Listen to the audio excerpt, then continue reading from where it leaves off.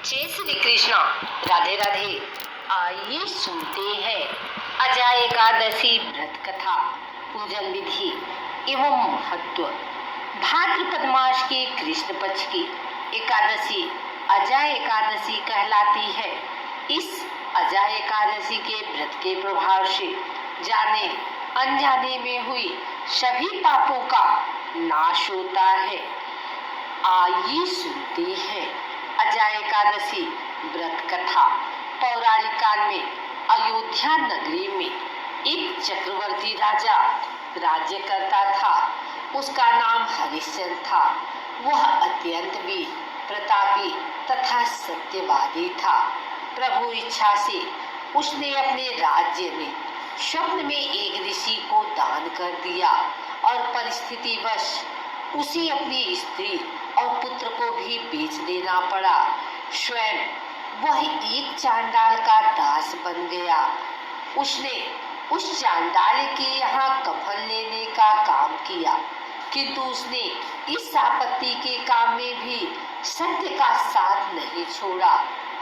जब इसी प्रकार उसे कई वर्ष बीत गए तो उसे अपने इस नीच कर्म पर बड़ा दुख हुआ और वह इससे मुक्त होने का उपाय खोजने लगा। वह सदैव इसी चिंता में रहने लगा कि मैं क्या करूं, किस प्रकार इस नीच कर्म से मुक्ति पाऊं। एक बार की बात है, वह इसी चिंता में बैठा था कि गौतम ऋषि उसके पास पहुंचे।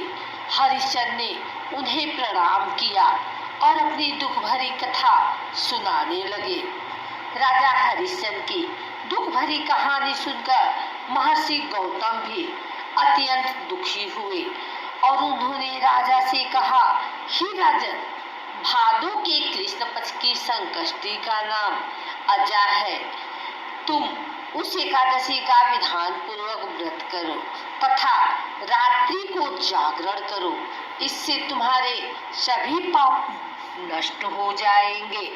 महर्षि गौतम इतना कहकर आलोक हो गए। अजा नाम की एकादशी आने पर राजा हरिश्चंद्र ने महर्षि के कहे अनुसार विधान पूर्वक उपवास तथा रात्रि जागरण किया।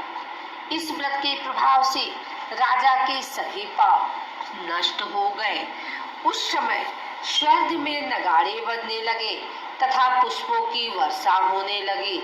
उसने अपने सामने ब्रह्मा, विष्णु, महेश तथा देवेंद्र आदि देवताओं को खड़ा पाया। उसने अपने मृतक पुत्र को जीवित कर दिया। अपनी पत्नी को राजसी वस्त्र तथा आभूषणों से परिपूर्ण देखा। व्रत के प्रभाव से राजा को पुनः अपने राज्य की प्राप्ति हुई। वास्तव में एक ऋषि ने राजा की परीक्षा लेने के लिए यह सब कौतुक किया था, परंतु अजय एकादशी के व्रत के प्रभाव से ऋषि द्वारा रची गई सारी माया समाप्त हो गई और अंत समय में हरिश्चंद्र अपने परिवार सहित स्वर्ग लोक को चले गए। आइए सुनते हैं अजय एकादशी व्रत की विधि। अन्य एकादशियों की तरह अजय एकादशी व्रत नियमों का पालन भी दशमी के दिन से करना चाहिए। नियमों के अनुसार दशमी के दिन मसूर की दाल, चना, करौंदे, साग आदि भोजन नहीं करना चाहिए। सात्विक भोजन ग्रहण करें और ब्रह्मचर्य का पालन करें।